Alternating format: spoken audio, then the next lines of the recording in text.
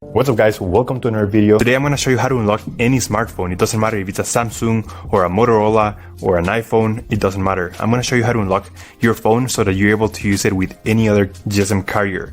I'm going to do it together with you step by step. I have unlocked more than 100 phones using this method and it works perfectly. You only need your computer, your smartphone, and you need a SIM card from a different carrier. And that's all you need, and without further ado, let's begin. So to start, we're gonna get the phone's IMEI number. That's a unique number for every phone. So to get it, simply dial *#06#. As you will see, your 15-digit IMEI number will appear in the screen of your phone. This number is very important. It represents the ID of your phone, and keep it somewhere close because we're gonna use it in a few seconds to unlock this phone. Okay, now we're gonna switch to the computer. In this website, we will request the remote unlocking of this phone. So we're gonna start by filling up the information here. As you can see here, there's a form, and now you just have to wait.